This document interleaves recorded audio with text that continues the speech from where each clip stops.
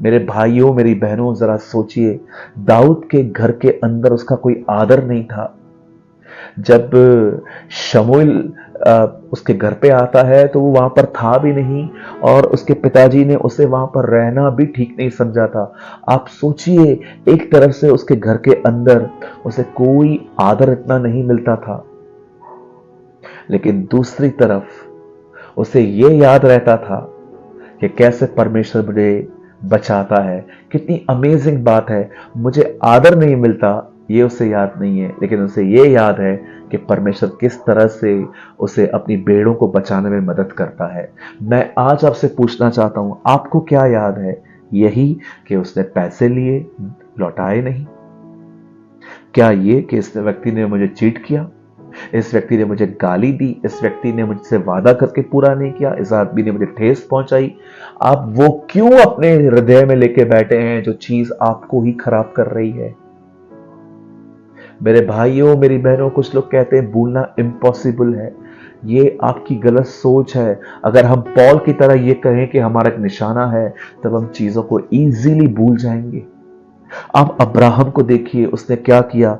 वचन कहता है कि जब परमेश्वर ने उसे कहा कि मैं तुझे बेटा दूंगा, मैं तुझे संतान दूंगा, अब्राहम ने विश्वास किया। और बाइबल बताती है जैसे ही अब्राहम ने विश्वास किया, एक समय आया जब परमेश्वर ने अब्राहम को कहा कि अपने बेटे को मार।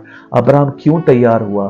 क्योंकि बाइबल बताती है अब्राहम जानता था कि परमेश्वर ने इश्माइल को उसे नहीं लेने दिया। उसने कहा था कि इसहाक से ही तेरा वंश चलेगा।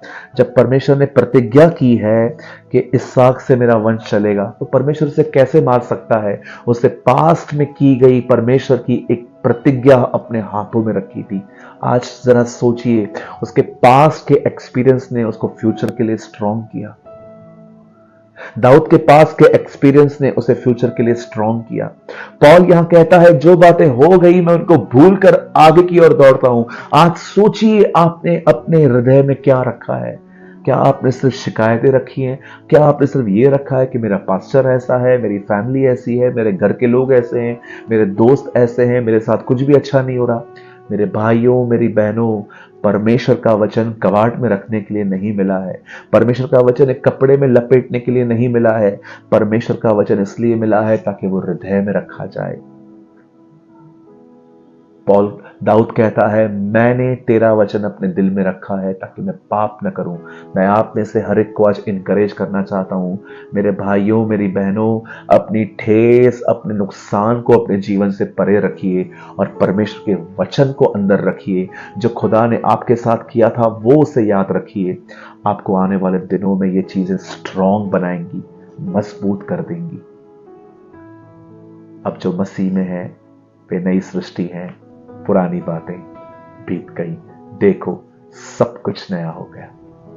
मैं आप में से हर एक को इनकरेज करना चाहता हूं, प्लीज मेरे भाइयों बहनों, दाऊद और अब्राहम और पॉल की तरह अपने पास्ट की खूबसूरत बातों को याद रखिए, परमेश्वर के वचन को याद रखिए, उसके गीतों को याद रखिए, उसके किए गए उपकारों को याद रखिए।